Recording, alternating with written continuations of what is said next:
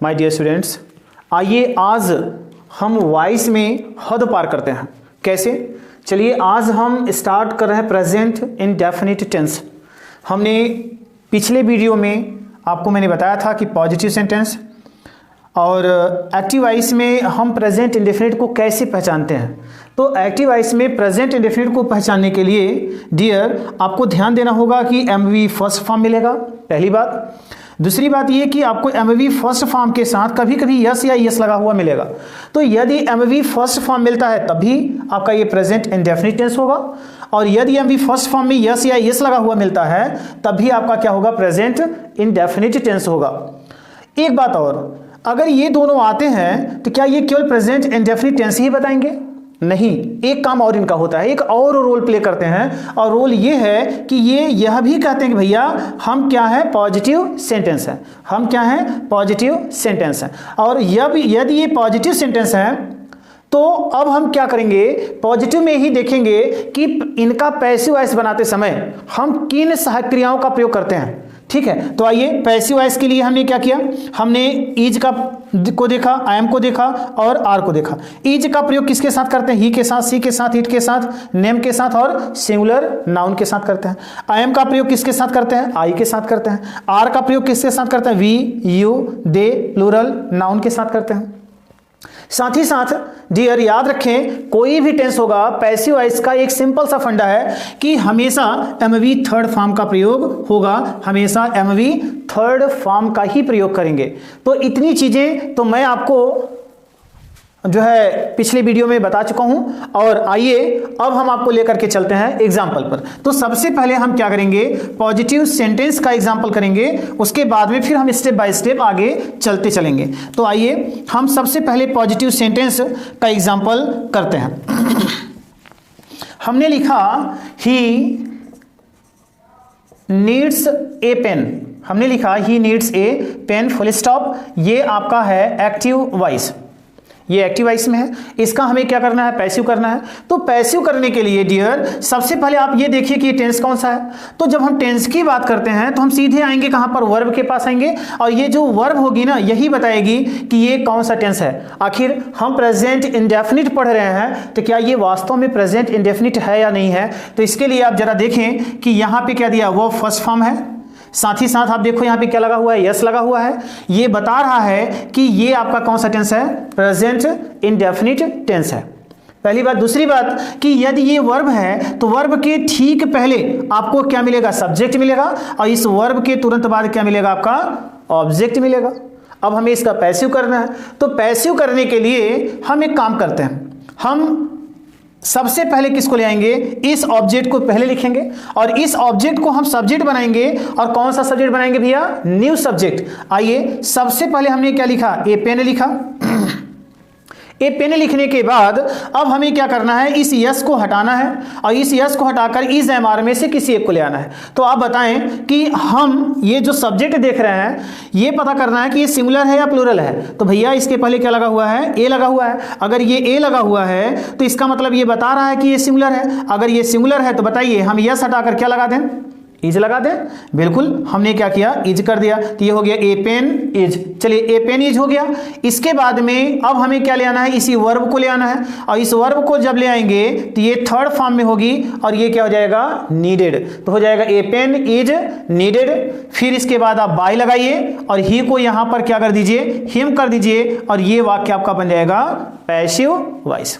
ये क्या बन जाएगा, पैसिव वॉइस। तो आइए ये समझ में आ गया, हमने पिछले वीडियो में ऐसा कुछ बताया था। तो जरा मुझे ये बताएं आप लोग कि हमने पहले वीडियो में बताया था कि ये आपका इतना क्या कहलाता है, इतने को हम क्या बोलते हैं, ए पेन इज, इसको क्या कहते हैं। और जरा ये बताइए कि हम इसको क्या कहेंगे, ए पेन इज को क्या कहेंगे, और नीडेड बाय हिम को क्या कहेंगे।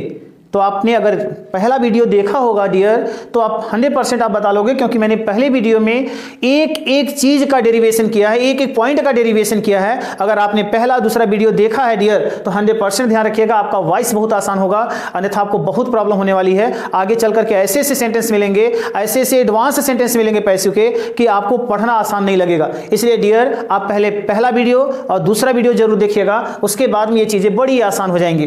तो चलिए हम बात करते हैं हैं ए पेन इज को हम क्या कहेंगे? तो ए पेन इज को हमने कहा था यह क्या हो जाएगा? प्रेजेंट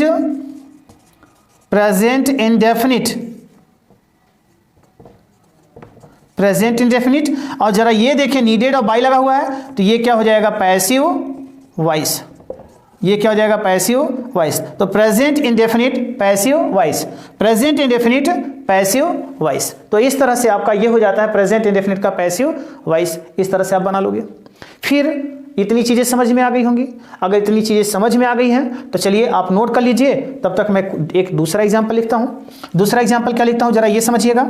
हमने लिखा she gives me a chance, she gives me a chance, और हमने यहां पर लिख दिया एक्टिव वॉइस में है, ये एक्टिव वॉइस कर दिया। तो आइए फ्रेंड हम इसका बनाते हैं। इसका बनाने के लिए आपको सबसे पहले देखना पड़ेगा कि ये प्रेजेंट इंडेफिनिट है या नहीं। तो जरा आइए वर्ब के पास आते हैं। यहाँ पे क्या लगा हुआ मिलता है? यस लगा हुआ मिल रहा है। इसका मतलब ये जो यस है ये बता रहा है कि ये कौन सा टेंस है? Present indefinite tense. इतनी बात क्लियर हो गई? अगर इतनी बात क्लियर हो गई तो चलिए जरा इसके पहले आ जाइए। इसके पहले आएंगे तो आपको क्या मिल रहा है? सी, ये सब्जेक्ट हो जाएगा। इसके जस्ट बाद जाओगे तो आपको क्या मिल रहा है? ऑब्जेक्ट। फिर इसके बाद जाओगे तो ये भी क्या मिल रहा है? ऑब्जेक्ट। अब एक बात याद होगी आपको, मैंने बताया था कि यदि दो ऑब्जेक्ट आएंगे तो वह कौन सी क्रिया होगी? आपको याद है? यहां पर देखिए एक ऑब्जेक्ट था, इसलिए ये आपका क्या है? मोनोट्रांजिटिव वर्ब है। लेकिन यहां पर देखिए इस वर्ब के बाद एक ऑब्जेक्ट और एक दो ऑब्जेक्ट हो गए। यदि दो ऑब्जेक्ट हो गए तो भैया आप बता दो जरा ये कौन सी वर्ब होगी? तो भैया ये कौन सी वर्ब है? Ditransitive verb. क्या कहते हैं इसको? डाई ट्रांजिटिव वर्ब कहते हैं। और अगर ये डाई ट्रांजिटिव वर्ब है तो पक्का है, मैंने आपको बताया था पहले वीडियो में कि डाई ट्रांजिटिव वर्ब, दूसरे वीडियो में, डाई ट्रांजिटिव वर्ब जो होती है उसके दो ऑब्जेक्ट होते हैं। एक जो ऑब्जेक्ट होता है उसे हम क्या बोलते हैं? इनडायरेक्ट। क्या बोलते हैं भैया? एक इनडायरेक्ट ऑब्जेक्ट कहते हैं, और इसको हम क्या बोलते हैं? डायरेक्ट ऑब्जेक्ट कहते हैं। या तो आप इसे इनडायरेक्ट ऑब्जेक्ट कह लो या फिर इसे क्या कह लो? Direct object. अगर नहीं समझ में आता तो ध्यान रखिएगा, इसे हम क्या कहेंगे? सजीव ऑब्जेक्ट बोलते हैं, और इसको हम क्या बोलते हैं? निर्जीव ऑब्जेक्ट। इतनी बातें समझ में आ गई? अगर इतनी बातें समझ में आ गई तो चलिए अब हम पैसिव बनाते हैं इसका। और पैसिव करेंगे भैया तो किस तरह से करेंगे जरा इसको देख लेते हैं। और आपको ध्यान होगा कि मैंने कहा था कि जब दो ऑब्जेक्ट होंगे तो वह डाई ट्रांजिटिव वर्ब होगी, और उसका हम पैसिव करते समय कॉन्सेप्ट क्या यूज करते हैं, आइए वो देखते हैं। तो भैया जब दो ऑब्जेक्ट हैं तो आप डिसाइड कर लो कि पहले आप इससे बनाना चाहोगे या इससे बनाना चाहोगे।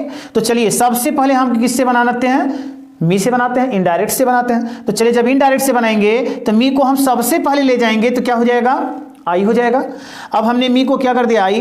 अब हम इसके पहले आएंगे तो हमें वर्ब में यस मिल रहा है, इसको हटाना है भैया तभी थर्ड फॉर्म बनेगा। तो यस हटा दिया। जब यस हटा दिया तो सहक्रिया क्या ले आओगे? यहाँ पे आई एम ले आओगे। आई एम ले आने के बाद इस वर्ब का थर्ड फॉर्म करो तो गिव को क्या करोगे भैया? गिवन करोगे। I am given. फिर क्या बचा है? A chance. आप लिख लो ए चांस। फिर आगे क्या बचा? सी। तो चलो बाई कर लो और सी को क्या कर दो? हर। ये भैया आपका बन गया पैसिव वॉइस। बड़े आराम से बना लिया भाई हमने, आपको समझ में भी आ गया होगा। हमने कहा मी को क्या कर लो? आई कर लो। आई के साथ यस हटा कर क्या लगा लो? एम लगा लो। जहां से यस हटाए उसी का थर्ड फॉर्म कर दो। फिर ये चांस बचाए चांस कर दो। फिर बाई लगा कर सी को क्या कर दो? हर कर दो। इस तरह से हो जाएगा। आइए हमने इनडायरेक्ट का काम तो कर लिया। अब हम चाहते हैं कि चले हम इससे बनाते हैं डायरेक्ट ऑब्जेक्ट से। तो डायरेक्ट ऑब्जेक्ट से जब बनाएंगे तो सबसे पहले भैया हम इसको ले लेते हैं। तो हमने क्या किया? ए चांस कर दिया। ए चांस ले लिया। अब ए चांस लेने के बाद हमें यहां से वही काम करना है, यस हटाना है और यहां पे इज़ लाना है। तो बताइए भैया हम ए दिया है तो क्या ले आ दें? इज ले आ दें, क्योंकि ये इसे ए क्या कर रहा है? इसे सिंगुलर बना दे रहा है। तो ये चांस इज हो गया। अब इसी गिव को क्या कर लो? गिवन कर लो। ठीक है। अब यहां पर जो मी है इसको मी को लिख लो और फिर बाई करो और फिर सी को क्या कर दोगे? हर कर दोगे। भैया ये क्या बन जाएगा? पैसिव बन गया। तो क्या ये हमने सही बना दिया? नहीं, एक प्रॉब्लम है। नियम क्या है कि जो डायरेक्ट ऑब्जेक्ट होता है जब हम इसको पहले ले आते हैं, मतलब निर्जीव को अगर हमने पहले किया, यदि हमने निर्जीव ऑब्जेक्ट को पहले किया तो ध्यान रखें भैया हमें सजीव ऑब्जेक्ट के पहले हमेशा क्या लगाना पड़ेगा? टू लगाना पड़ेगा। अगर आप टू नहीं लगाओगे तो ये सेंटेंस गलत हो जाएगा। ध्यान रखिएगा, यदि हमने निर्जीव ऑब्जेक्ट पहले किया और सजीव को बाद में किया तो सजीव के पहले हमें क्या लगाना पड़ेगा, टू लगाना ही पड़ेगा। या आप ये कह लो कि यदि डायरेक्ट ऑब्जेक्ट पहले आया तो इनडायरेक्ट ऑब्जेक्ट के पहले आपको टू लगाना पड़ेगा। समझ में आ गया होगा? अगर आपको समझ में आ गया तो नोट कर लीजिए। और डियर, कॉपी और पेन अगर आप नहीं रखोगे और नोट्स नहीं बनाओगे तो वॉइस पढ़ने का कोई मतलब नहीं है। अगर आप सोचोगे कि हाँ वीडियो हम देख लेंगे, नोट्स नहीं बनाएंगे, नहीं नोट डाउन करेंगे, तो आपके पढ़ने का कोई मतलब नहीं है। और आपको मैंने जो शुरुआत में कहा कि काम वो काम नहीं होता जिसमें हम अपनी हद पार न करें, तो डियर मैं आपसे यही आशा करता हूं कि आप हद जरूर पार करो। जब आप हद पार करोगे तो 100% आप सफल होगे और एक एक्सीलेंट सक्सेस आपको मिलेगी जो लाइफ टाइम आपके साथ रहेगी। और आप पूछिए मत आप कैसी जिंदगी होगी आपकी। तो चलिए नोट कर लिए होंगे। अब हम आपको लेकर के चलते हैं आगे। कुछ सेंटेंस हैं और बड़े ही अच्छे सेंटेंस हैं। चलिए जरा हम उनको कैसे करना है वो देख लेते हैं। अगला सेंटेंस है भैया कि हम एक सेंटेंस लिखते हैं, जरा देखिएगा। हमने लिखा he knows you, he knows you. इसमें कुछ है। अब आपको लग रहा होगा कि इसमें क्या है, बड़ा आसान सा सेंटेंस है। हाँ भैया आसान ही है, लेकिन कुछ चेंज है, जरा देखिएगा संभल करके। आइए, हमने यहां पर क्या पाया भैया, इसे वर्ब देखा, इसे क्या पाया, सब्जेक्ट पाया, ये आपका क्या बन गया, ऑब्जेक्ट बन गया। तो चलिए बना लेते हैं फटाक से। हमने क्या किया, यू ले लिया, यू के साथ बताइए यस हटाकर क्या करोगे बाबा, आर कर दोगे। आर करने के बाद नो का थर्ड फॉर्म क्या करोगे, नोन करोगे, यू आर नोन। अब आपको लग रहा होगा कि फटाक से बाई लगाओ और ही को क्या कर दो, हिम, बस ये पैसिव हमारा बन गया। लेकिन नहीं भैया, ये गलत है। गलत क्यों है कि मैंने आपसे कहा था कि ये जो आपका प्रीपोजिशन होगा, ये क्या है, आपका प्रपोजिशन है। और ये प्रपोजिशन किसके अनुसार प्रयोग होता है, अकॉर्डिंग टू वर्ब। इस वर्ब के अनुसार, ये वर्ब जैसी होगी उसके अनुसार आपको क्या लगाना है, प्रपोजिशन लगाना है। तो भैया ये एक ऐसी वर्ब है जिसके साथ बाई का प्रयोग नहीं होता। इसके साथ हम क्या लगाते हैं, टू लगाते हैं। हमारा ये टू यहां पर प्रयोग होगा, बाई का प्रयोग नहीं करेंगे। और आपको मैं बताऊं कि यदि आपको वर्ब मिल जाए मैरी, आपको मिल जाए ओब्लाइज, अगर आपको मिल जाए नो, तो आप ध्यान रखें इन तीनों के साथ हम बाई का प्रयोग नहीं करेंगे। इनके साथ हम किसका प्रयोग करेंगे, टू का प्रयोग करेंगे। तो आप इसे नोट कर लीजिए। इसके बाद में फिर हम आपको लेकर के चलते हैं नेक्स्ट कॉन्सेप्ट पे।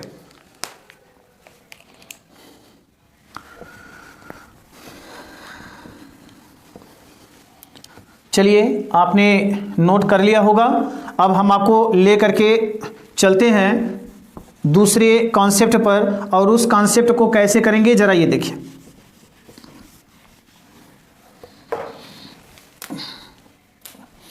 देखिए कॉन्सेप्ट ये है कि आपको डू और ये मिलेगा डज। डू और डज को किस में बदलना है, श्योरली या सर्टेनली में बदलना है। श्योरली या सर्टेनली या डेफिनेटली में बदलना है। तो चलिए हम किस में बदलते हैं, कैसे बदलते हैं जरा ये देखिए। आइए देखते हैं। हमने यहां पे क्या पाया, ही डज स्पीक ट्रुथ। हमने क्या पाया, ही डज स्पीक ट्रुथ। तो ध्यान रखें कि जब आपको डू या डज मिले और साथ ही साथ वर्ब फर्स्ट फॉर्म मिले, यदि आपको डू डज मिले और साथ ही साथ आपको क्या मिले, वर्ब फर्स्ट फॉर्म मिले, तो ऐसे सेंटेंस का जब हम पैसिव करते हैं तो ये डू और डज किस में चेंज हो जाएंगे भैया, श्योरली में बदल जाएंगे। तो आइए बदल करके देखते हैं। सबसे पहले आपको ऑब्जेक्ट क्या मिला, ट्रुथ। आप सबसे पहले लिख लो यहाँ पे ट्रुथ। ट्रुथ लिखने के बाद आप डू डज दिया है तो ये सीधे सीधे बता रहा है कि प्रेजेंट इंडेफिनिट है। अगर ये प्रेजेंट इंडेफिनिट है तो हमें क्या करना है कि इस डू डज के अनुसार श्योरली भी करना है, और साथ ही साथ ये डज आपका इज एमआर को भी बता रहा है। तो भैया ट्रुथ क्या है, आपका सिंगुलर है, तो हमने क्या किया, इज कर लिया, और इसी डज को यहीं पर हमने क्या कर लिया, श्योरली। ट्रुथ इज श्योरली या डेफिनेटली या फिर सर्टेनली। स्पीक का थर्ड फॉर्म क्या करोगे, स्पोकन करोगे, फिर बाई, और ही को यहां पर क्या करेंगे, हिम, फुल स्टॉप। ये आपका बन गया पैसिव वॉइस। क्या किया हमने इस ऑब्जेक्ट को पहले लिखा, इसको लिखने के बाद हमने देखा ये सिंगुलर है और यहाँ डज दिया है, तो ये डू डज जब भी आएंगे तो दो चीजें बताएंगे, एक तो श्योरली करना है, सर्टेनली करना है, डेफिनेटली करना है, और दूसरा कंडीशन ये है कि आपको क्या लगाना है, इज, आई एम और आर। ये do does is am are को भी बता रहे हैं, संकेत कर रहे हैं कि भैया ये प्रेजेंट इंडेफिनिट है, आप कहीं ना जाइए, प्रेजेंट इंडेफिनिट है, इज एम आर का प्रयोग करिए। तो हमने क्या किया, ट्रूथ को पहले किया, ट्रूथ आपका सिंगुलर है इसलिए हमने इज लगाया, डज को श्योरली किया, स्पीक को स्पोकन किया, बाय लगा करके ही को क्या कर दिया, हिम कर दिया। आइए एक सेंटेंस और देखते हैं, इसके बाद हम अगले कॉन्सेप्ट पर चलेंगे। आई डू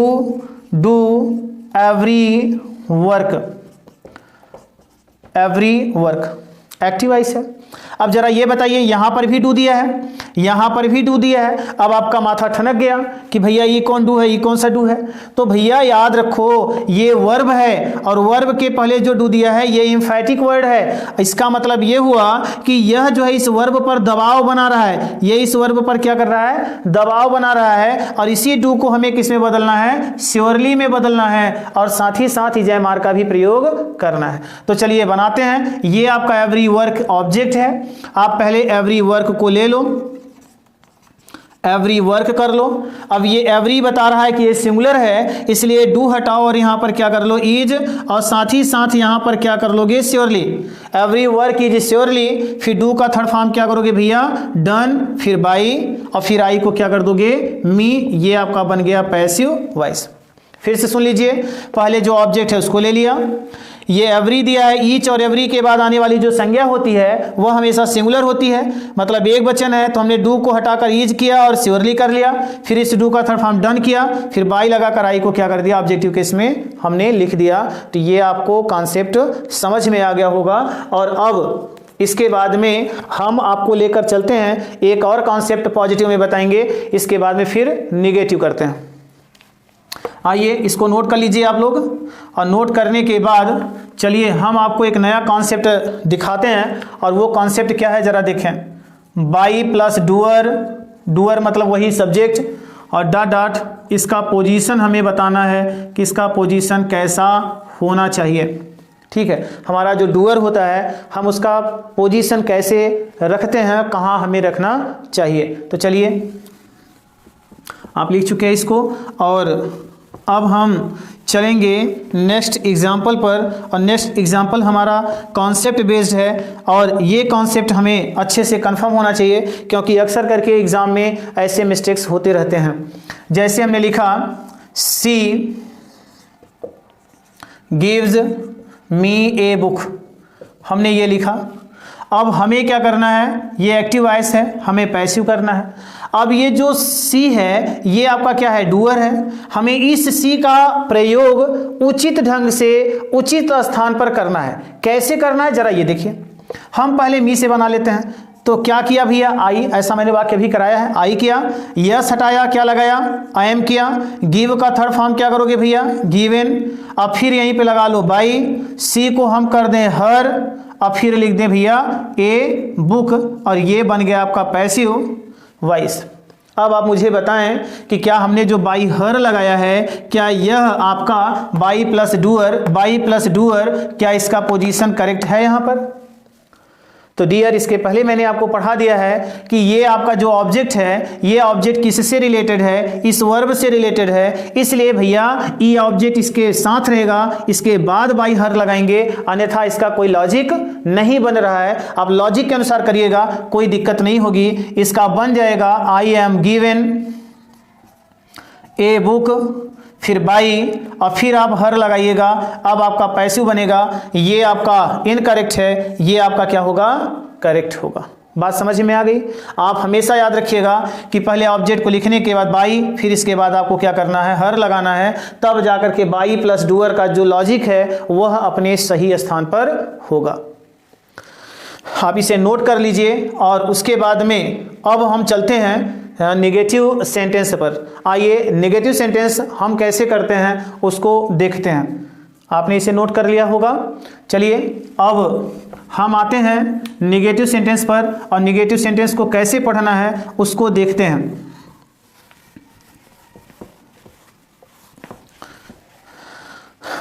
देखिए ये आपका हो गया निगेटिव सेंटेंस, और जो निगेटिव सेंटेंस होता है इसमें ध्यान रखें कि दो तरह के निगेटिव वर्ड आते हैं। एक आपका आता है नहीं, और इसकी अंग्रेजी होती है क्या, हम लिखते हैं डू नॉट लिखते हैं, और साथ ही साथ क्या लगाते हैं, डज नॉट। और इनके साथ हमेशा क्या आती है, एमवी फर्स्ट फॉर्म आती है। भैया ये आपका पहला हो गया, लेकिन ये है किस में, एवी में है। ये किस में है, एवी में। इसका दूसरा बन जाएगा कभी नहीं, और इसकी अंग्रेजी हम लिखते हैं नेवर। इसके साथ दो तरह की वर्ब आती हैं, एक तो यमवी फर्स्ट यस या ईएस लगा हुआ मिलेगा, और दूसरा मिलेगा यमवी केवल फर्स्ट फॉर्म मिलेगा। डियर ये दो आपके फार्मूले हैं एक्टिव वॉइस में। अब इनका कॉन्सेप्ट जो आएगा पैसिव में, देखिए कैसे होता है। पैसिव का जो कॉन्सेप्ट होगा वो ये होगा, नंबर 1 जो होगा वो होगा इज नॉट, या फिर आपका होगा आई एम नॉट, या फिर क्या आएगा आपका आर नॉट, प्लस इनके साथ आपको यमवी थर्ड फॉर्म का प्रयोग करना है। अब आपको इतना पता होगा कि इज का प्रयोग कहाँ करते हैं, आई एम का प्रयोग किसके साथ करते हैं, आर नॉट का प्रयोग किसके साथ करते हैं, ये मैं आपको पॉजिटिव में बता चुका हूँ। अगर इज एम आर क्लियर होगा तो नॉट लगाने में कोई प्रॉब्लम नहीं होती है। दूसरा आप देखिएगा ये आपका होता है जैसे इज नेवर, फिर आपका आएगा आई एम नेवर, फिर आपका आएगा आर नेवर, प्लस आपका आएगा एमवी थर्ड फॉर्म। ये आपका नेवर का, कभी नहीं का जो है कॉन्सेप्ट हो गया। तो आप इसे नोट डाउन कर लें, और उसके बाद में फिर हम आपको लेकर के चलते हैं, इसका एग्जाम्पल देखते हैं, एग्जाम्पल कैसे किया जाता है।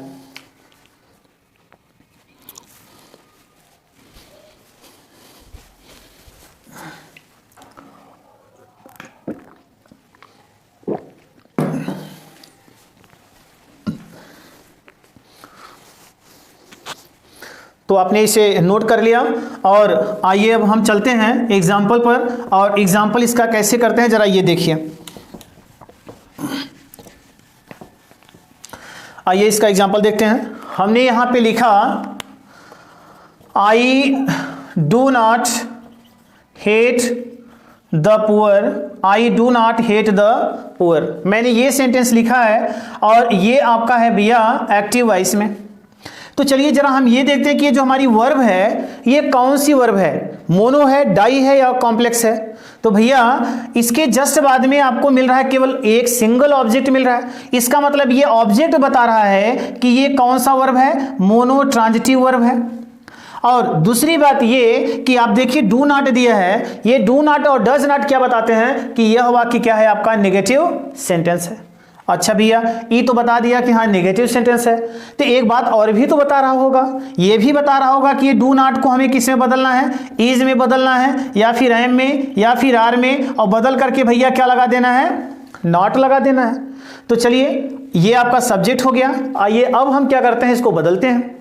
तो ऑब्जेक्ट इसमें क्या है भैया, द पुअर है। आप सबसे पहले द पुअर को ले लो, द पुअर लिख लिया। अब इसको लिखने के बाद आप बताएं कि हम यहां पर डू को क्या करें, इज करें, आई एम करें, आर करें। अब आप कहोगे कि इज लगा दीजिए। क्यों, क्योंकि पुअर में यस लगा ही नहीं है, इसका मतलब हमें इज लगा देना चाहिए। लेकिन डियर जरा मुझे ये बताइए कि मैं यहां से द को हटा दूं तो ये बताएं नाउन है या एडजेक्टिव है, तो आप कहोगे एडजेक्टिव है। और अगर ये एडजेक्टिव है तो बताइए जरा मुझे कि मैं इसके पहले द लगा दिया तो क्या ये बन गया, नाउन बन गया। अगर ये नाउन बन गया तो क्या ये सिंगुलर है या प्लूरल है। तो माय डियर याद रखें आप, किसी भी एडजेक्टिव के पहले द लगा देने से वह एडजेक्टिव नहीं रहता, बल्कि वह क्या बन जाता है, जो है प्लूरल नाउन बन जाता है, बहुवचन की संज्ञा बन जाता है। तो इसका मतलब ये प्लूरल नाउन है, ये आपका क्या है, प्लूरल नाउन है। इसलिए इसके साथ हम क्या करेंगे, आर करेंगे, और नॉट को हमने क्या किया, उतार लिया। द पुअर आर नॉट, फिर हेट को हम क्या करेंगे, हेटेड, फिर बाई लगाएंगे, और आई को क्या कर देंगे भैया, मी कर देंगे। तो हो जाएगा the poor are not hated by me. इस तरह से आपका ये बन जाता है। ठीक, आइए एक और मैं डज नॉट का बता देता हूं, उसको दे लीजिए। हमने लिखा he does not complete his work full stop. ये आपका क्या है, एक्टिव वॉइस। चलिए इसका हम पैसिव करते हैं। अब आपको समझ में आ गया होगा कि डज दिया है, अगर डज दिया है तो ये डज क्या बता रहे हैं भैया, डज नॉट निगेटिव बता रहा है, साथ ही साथ यह भी बता रहा है कि क्या लगाना है आपको, इज एम आर नॉट करना है। तो चलिए बनाते हैं, ये आपको वर्ब, ये आपका क्या मिला ऑब्जेक्ट। तो चलिए हम हीज वर्क को पहले कर लेते हैं। हमने क्या किया, हीज वर्क। अब ये वर्क क्या है, एक वचन है, सिंगुलर है, अगर ये सिंगुलर है तो डज हटाइए, क्या कर दीजिए, डज को इज कर दीजिए, फिर नॉट जैसा दिया है नॉट ले लीजिए, फिर कंप्लीट को हम क्या करेंगे भैया, इसे कर देंगे कंप्लीटेड, फिर आप बाई लगा दो और ही को यहाँ पर क्या कर दोगे, हिम कर दोगे, तो ये बन जाएगा नेगेटिव सेंटेंस। हमने क्या किया, हीज वर्क, ये सिंगुलर है, डज को क्या किया, इज और नॉट को उतार लिया, फिर भैया कंप्लीट के कंप्लीटेड कर दिया, फिर बाई लगाकर ही को क्या कर दिया, हिम, ये हमारा बन गया पैसिव वॉइस बन गया। तो ये आपका नेगेटिव का एक कॉन्सेप्ट हो गया, आप इसे नोट कर लीजिए। इसके बाद में आइए हम नेवर को बता देते हैं, आपका नेगेटिव कंप्लीट हो जाता है।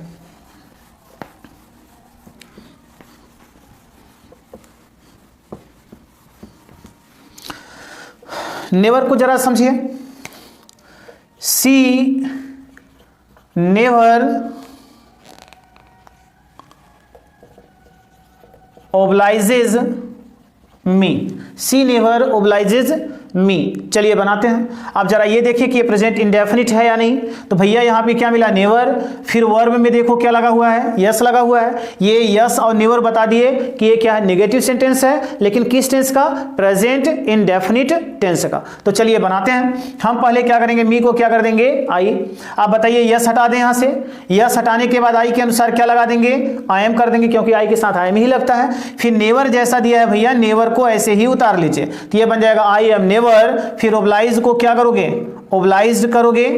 और याद होगा कि अभी इसके पहले ही मैंने आपको बताया था कि ओब्लाइज्ड, मैरी और नो के साथ टू लगाते हैं, बाई का प्रयोग नहीं करते। तो हमने क्या कर दिया, टू कर दिया, और सी को हमने क्या कर दिया, हर कर दिया। ये बन गया भैया आपका पैसिव वॉइस हो गया। समझ में आ गया। आप पहले मी को करो, फिर आई एम करो, फिर नेवर, ओब्लाइज्ड, इसके साथ टू लगता है टू लगाया, बाई नहीं लगता बाई नहीं लगाएंगे, सी को हर करते हैं हर कर दीजिए, आपका ये पैसिव वॉइस बन जाएगा। तो भैया ये आपका हो गया नेगेटिव सेंटेंस, नेगेटिव आपका कंप्लीट हो गया। अब हम आपको ले करके चलेंगे कहाँ पर, इंटेरोगेटिव। लेकिन ये इंटेरोगेटिव सेंटेंस हम आपको पढ़ाएंगे नेक्स्ट वीडियो में। और चलते चलते आपसे एक बार जरूर कहूँगा कि आप लोग पूरा वीडियो नहीं देखते हैं, इसलिए आपको मज़ा नहीं आएगा और आप ये नहीं समझ पाओगे कि मैं कैसे पढ़ाता हूँ, क्या पढ़ाता हूँ, किस तरह से समझाता हूँ, क्या डेरिवेशन करता हूँ। इन सब चीज़ों से आप अधूरे रह जाओगे। इसलिए आप माय डियर स्टूडेंट्स, आप लोगों से रिक्वेस्ट है कि आप पूरा वीडियो को वॉच करें और साथ ही साथ कमेंट जरूर दें, क्योंकि आप लोग कमेंट नहीं देते हो, इसलिए कुछ पता नहीं चल पाता कि क्या स्थिति है, क्या पोजीशन है, कैसा वीडियो बन रहा है, आपको अच्छा लग रहा है कि नहीं लग रहा है। इन्हीं शब्दों के साथ एक बार फिर से रिक्वेस्ट करूंगा कि चैनल को सब्सक्राइब कर लीजिए और साथ ही साथ फ्रेंड्स को शेयर कर दीजिए, कमेंट जरूर दीजिए और मेरी आवाज़ उन गरीब बच्चों तक पहुंचाइए जो इंग्लिश से वंचित हैं, जो गरीब हैं, वो